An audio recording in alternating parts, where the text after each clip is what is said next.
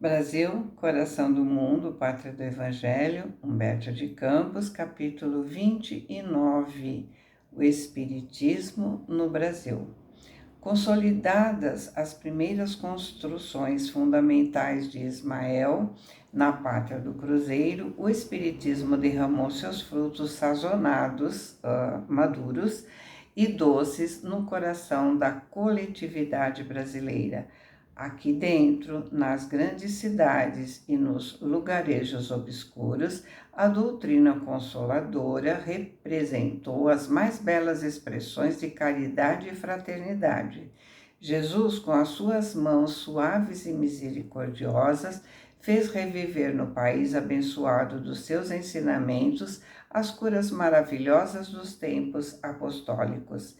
Abnegados médiuns curadores, desde os primórdios da organização da obra de Ismael na terra do Brasil, espalharam como instrumentos da verdade as mais fartas colheitas de bênçãos do céu, iluminando todos os corações, curando os enfermos. Os novos discípulos do Senhor restabeleciam o espírito geral para a grande tarefa, vestindo os andrajosos, tocavam as almas de uma nova roupagem de esperança.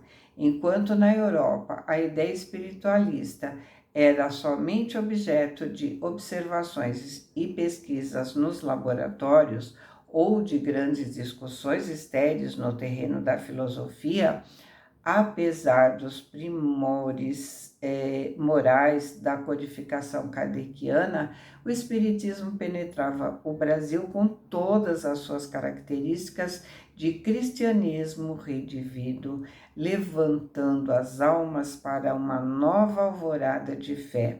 Aqui, todas as suas instituições se alicerçaram no amor e na caridade. As próprias agremiações científicas que de vez em quando aparecem para cultivá-lo na sua rotulagem de metapsíquica,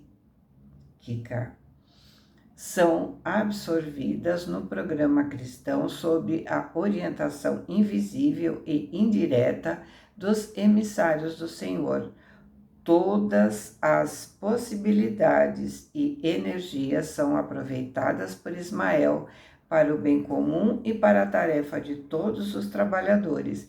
E é por isso que todos os grupos sinceros do Espiritismo no país têm as suas águas fluidificadas, a terapêutica do magnetismo espiritual, os elementos da homeopatia, a cura das obsessões, os auxílios gratuitos no serviço da assistência aos necessitados, dentro do mais alto espírito evangélico, dando-se de graça aquilo que se recebeu como esmola do céu. Não é raro vermos caboclos que embrulham a gramática nas suas confortadoras doutrinações, mas que conhecem o segredo suave de consolar as almas, aliviando os aflitos e os infelizes, ou então médiuns da mais obscura condição social e nas mais humildes profissões, que constituem instrumentos admiráveis nas mãos piedosas dos mensageiros do Senhor. A Europa recebeu a nova revelação sem conseguir adaptá-la no seu coração atormentado pelas necessidades mais duras. As próprias sessões mediúnicas ali são geralmente remuneradas, como se esses fenômenos se processassem apenas pelas disposições estipuladas num contrato de representações, enquanto no Brasil, todos os espiritistas sinceros repelem o comércio amoedado nas suas sagradas relações com o plano invisível, conservando as intenções mais puras no hostiário de sua fé. É um recipiente para guardar hóstia, ainda não consagradas. Então, eu entendo que ele está dizendo que no Brasil todos os espíritas sinceros repelem receber dinheiro nas sagradas relações com o plano invisível, conservando as intenções mais puras no íntimo de sua fé. A obra de Ismael prossegue em sua marcha através de todos os centros de estudo e de cultura do país, mas temos que considerar que um trabalho dessa natureza, pelo seu caráter grandioso e sublime, não poderia se desenvolver sem os ataques inconscientes das forças reacionárias do próprio mundo invisível. E como a Terra não é um paraíso e nem os homens são anjos, as entidades perturbadoras se aproveitam dos elementos mais acessíveis da natureza humana, fomentando a discórdia, o demasiado individualismo, a vaidade e a ambição, desunindo as fileiras que, acima de tudo, deveriam se manter coesas para a grande tarefa da educação dos espíritos, dentro do amor e da humildade.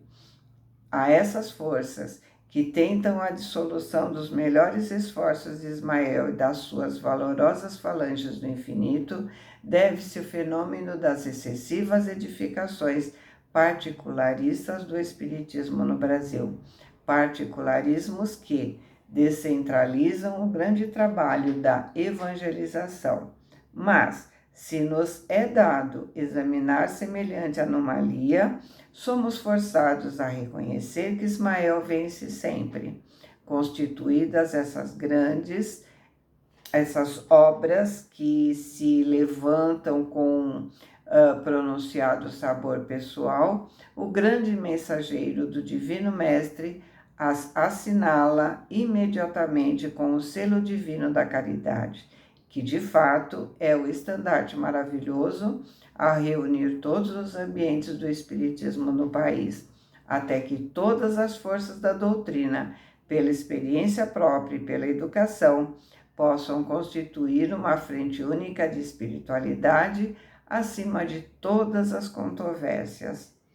É para essa grande obra de edificação de todos os emissários, cooperam no plano espiritual, objetivando a vitória de Ismael nos corações.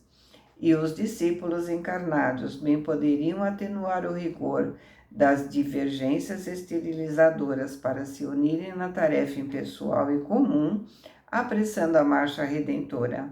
Nas suas fileiras respeitáveis, só a desunião é o grande inimigo, porque, com referência ao catolicismo, os padres romanos, com exceção dos padres cristãos, se conservam onde sempre estiveram, isto é, no banquete dos poderes temporais, incensando os príncipes do mundo e tentando inutilizar a verdadeira obra cristã. Os espiritistas bem conhecem que, se eles constituem sérios empecilhos à marcha da luz, um dia todos os obstáculos do caminho ascensional do progresso serão removidos para sempre.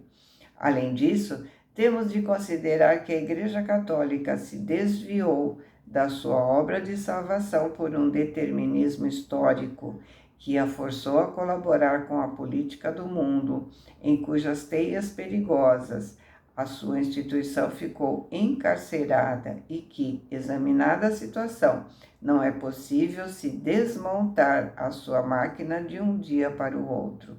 Porém, sabemos que a sua fase de renovação não está muito distante. Nas suas catedrais confortáveis e solitárias e nos seus conventos sombrios, novos inspirados da Umbria virão fundar os refúgios doces da piedade cristã. Portanto, se entende que a principal questão do espiritualismo é proclamar a necessidade da renovação interior, educando-se para o pensamento do homem no Evangelho, para que o lar possa refletir os seus suaves e doces preceitos. Dentro dessa ação pacífica de educação das criaturas, aliada à prática genuína do bem, repousam as bases da obra de Ismael, cujo objetivo não é a reforma inesperada das instituições, impondo abalos à natureza que não dá saltos, mas a regeneração e o levantamento moral dos homens, a fim de que essas mesmas instituições sejam espontaneamente renovadas para o progresso comum.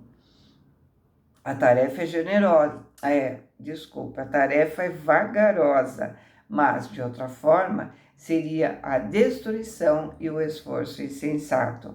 A obra da revolução espiritual no Evangelho de Jesus não se compadece com as inquietudes do século.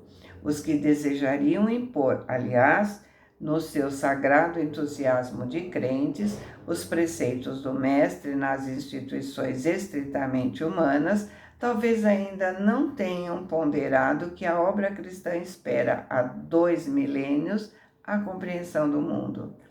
Todos os que lutaram por ela de armas na mão e quantos pretenderam se utilizar dos processos da força para a imposição dos seus ensinamentos no decurso dos séculos, tarde reconheceram a sua ilusão, redundando seus esforços no mais franco desvirtuamento das lições do Salvador, porque essas lições têm de começar no coração para conseguirem melhorar e regenerar o planeta. É dentro dessa seriedade, sob a luz da humildade e do amor, que os espiritistas do Brasil devem se reunir a caminho da vitória plena de Ismael em todos os corações. Está claro que a doutrina não poderá imitar as disciplinas e os compromissos da força da instituição romana, porque as suas características liberais, o pensamento livre do estudo e do exame, deve fazer uma das suas melhores conquistas, e nem é possível dispensar totalmente a discussão no trabalho de esclarecimento geral. A liberdade não exclui a fraternidade, e a fraternidade sincera é o primeiro passo para a edificação comum. Dentro do Brasil, a grande obra de Ismael tem a sua função relevante no organismo social da Pátria do Cruzeiro, intensificando a seara da educação espiritual. E não temos dúvida, superior às funções dos transitórios organismos políticos.